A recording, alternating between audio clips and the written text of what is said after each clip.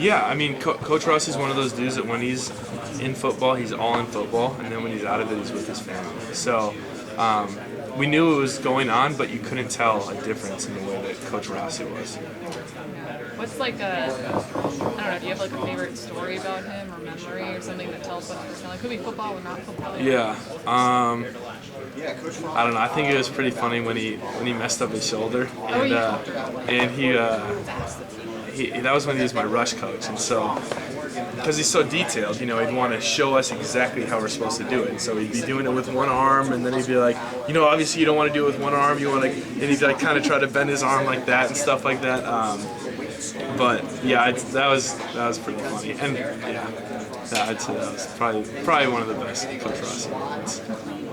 Carter, PJ really lit up talking about Coach Nickel. Do you have a favorite story of him, or can you talk about how he kind of is a reflection of PJ and the culture that he wants? Coach Nickel is the most locked-in, focused dude I've ever met in my life. Like, he's got these huge, piercing blue eyes. So when he looks at you, it feels like he's like staring into your soul. And every single morning, he's got his deep Boston accent. He's like, "All right, bring that to me, bring that to me." And it took us like a year to get him to like break out of his shell and start smiling and stuff like that. But anytime he smiles, like it's the funniest thing for our entire team, just because he's so locked in all the time. And then he brings out his huge smile. But he's a strength coach that's so much more than a strength coach. He's a nutritionist. He's a like an educator.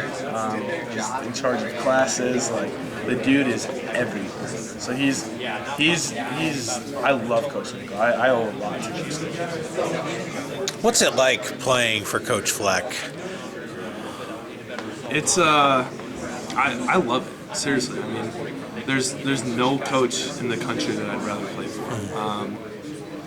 Coach Fleck is somebody that brings the level of energy you see in his interviews on TV every single day into practice.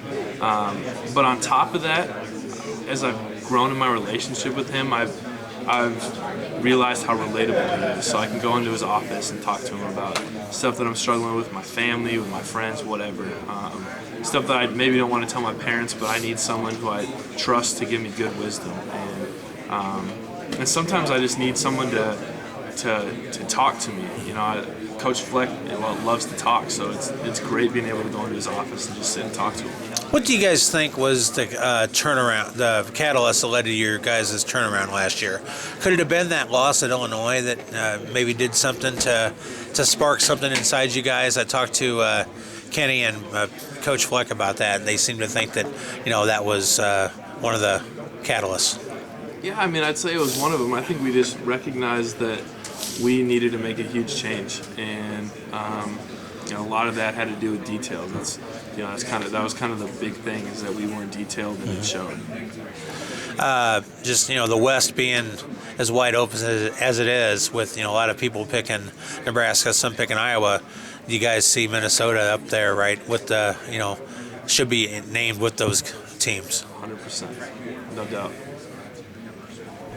Thanks, Carter. Yeah, thank you.